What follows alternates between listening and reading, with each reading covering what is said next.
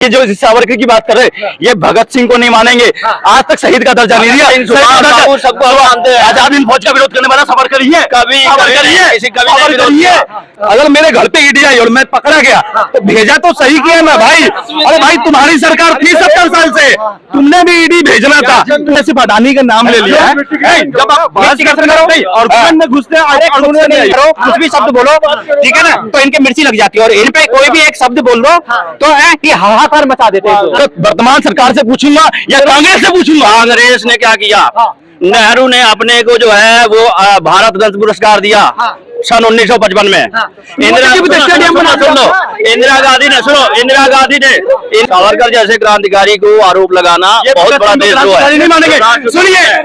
सुनिए सावरकर जिसने मुस्लिम लीग के साथ हिंदू महासभा की सरकार बनाई थी और देश को 2 टुकड़े करे, यही सावरकर जिसने जिन्ना को आगे किया था, यही सावरकर जिसने 1925 के बाद, आपको नहीं पता 1930 में भाई साहब राहुल गांधी की सदस्यता रद्द कर दिया गया, इस पे क्या सोचते हैं आप लोग? अब देश की जनता है, देश की तमाम जनता की जो आवाज है, विपक्ष जिस तरह से सवाल उठाने का काम कर रहा है सदन के अंदर, और ये भारतीय जनता पार्टी जिस तरह से उस जनता की आवाज को दबाने का कार्य कर रही है ना, ये मात्र एक राहुल गांधी की सदस्यता रद्द होना ही एक मात्र उदाहरण नहीं है।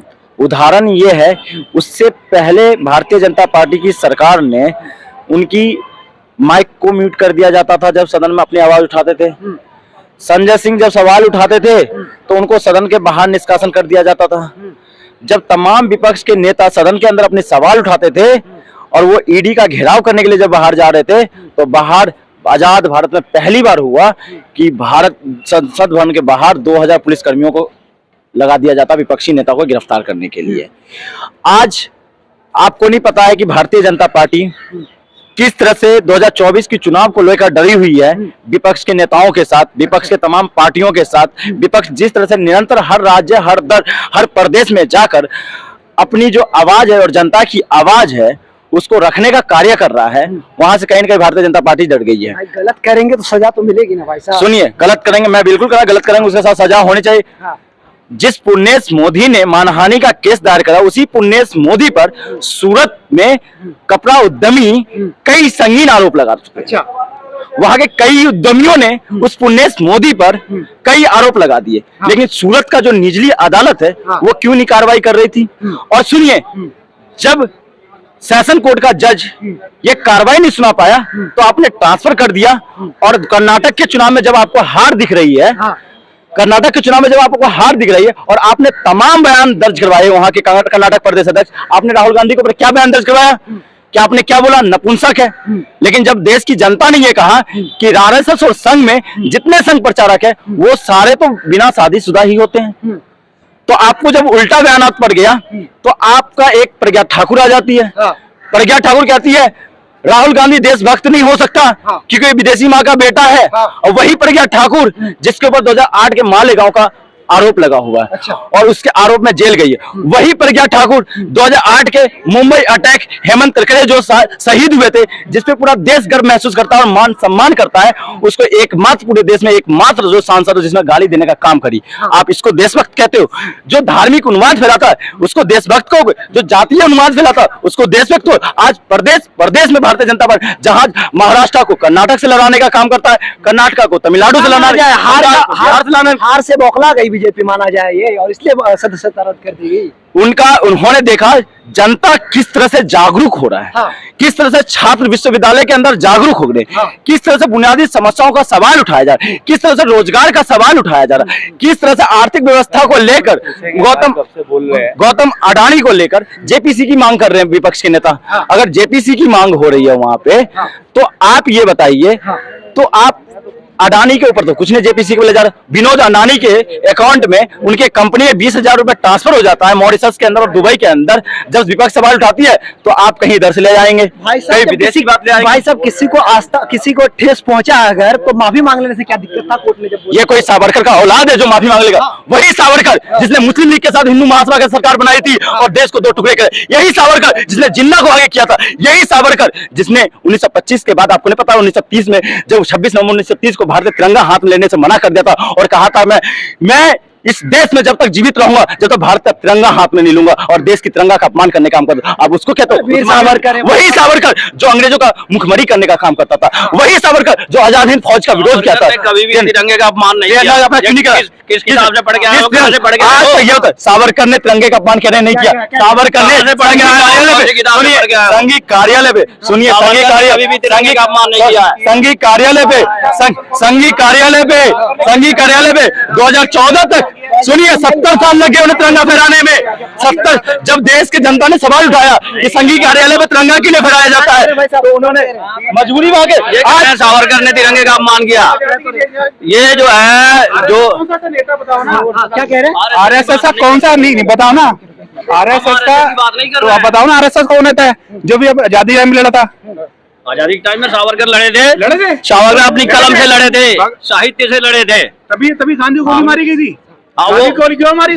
गांधी को गोली क्यों मारी गई थी? सावरकर ने थोड़े मरवा दी गोली गांधी को। आपको नहीं पता गांधी गोली किसने मारी थी? नहीं है, इतिहास पढ़ के आइए, इतिहास को ठीक से पढ़ो। ये कह रहे हैं कि सावरकर ने गोली मारा।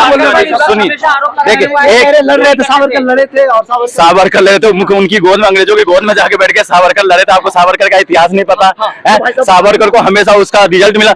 आप एक सावरकर का रिजल्ट और सावरकर हेड गवर्नर का रिजल्ट, अच्छा, उनका रिजल्ट ये मिला, हिंदू महासभा ने मुस्लिम लीग के साथ सरकार बनाई और श्यामा प्रसाद मुखर्जी बंगाल के मुख्यमंत्री बन गए थे। उनका रिजल्ट ये बना कि उस टाइम के संयुक्त प्रांत में मुख्यमंत्री हिंदू महासभा का बना था। उसका रिजल्ट ये बना था, सिंध प्रांत में हिंदू महासभा का उप मुख्यमंत्री बना था। रिजल्ट मिला तो था, मिला तो था, पढ़ के क्या, ये साक्षात है और साक्षात है। 1936 का चुनाव देख लो, 1943 का चुनाव देख लो, दोनों चुनाव देखो। सुनिए, और ये तिरंगा फहराने के लिए जब देश की जनता ने सवाल उठाया, सावरकर जैसे क्रांतिकारी को आरोप लगाना बहुत बड़ा देशद्रोह है। नहीं मानेंगे।